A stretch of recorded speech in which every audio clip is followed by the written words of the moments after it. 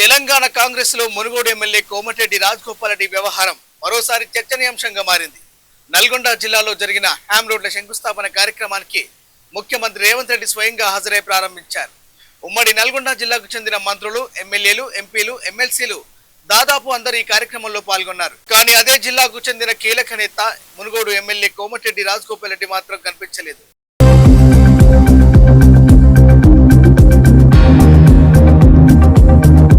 ఇది సాధారణ గైర్హాజరా లేక రాజకీయ సంకేతం అనే చర్చ ఇప్పుడు కాంగ్రెస్ వర్గాల్లో జోరుగా సాగుతుంది.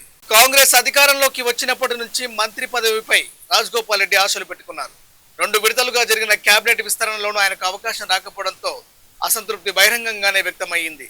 మంత్రి పదవి రాకపోవడమే కాకుండా ముఖ్యమంత్రి రేవంత్ రెడ్డి నాయకత్వంపై కూడా రాజగోపాల్ రెడ్డి పలు సందర్భాల్లో విమర్శలు చేశారు.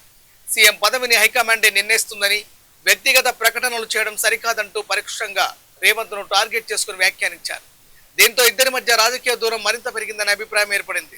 నల్లగొండలో సీఎం పాల్గొన్న ప్రతిష్టాత్మక కార్యక్రమానికి రాజగోపాల్ రెడ్డి హాజరు కాకపోవడం ఆ విభేదాలకు మరో నిదర్శనమా అన్న చర్చ మొదలైంది.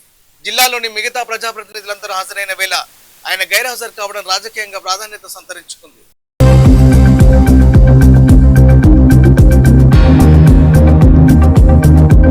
అయితే అసలు ప్రశ్న ఇప్పుడు ఒక్కటే, మంత్రి పదవి దక్కకపోతే రాజగోపాల్ రెడ్డి కాంగ్రెస్ లోనే కొనసాగుతారా, లేక మరోసారి రాజకీయంగా సంచలన నిర్ణయం తీసుకుంటారా?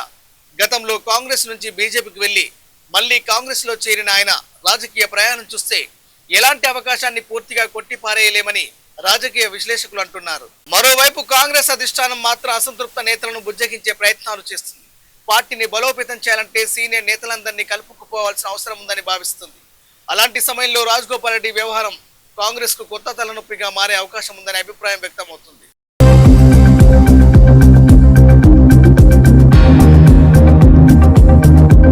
ప్రస్తుతం రాజగోపాల్ రెడ్డి మౌనం పాటిస్తున్నప్పటికీ ఆయన తదుపరి రాజకీయ అడుగు ఏంటన్నది తెలంగాణ కాంగ్రెస్ రాజకీయాల్లో ఆసక్తికర అంశంగా మారింది.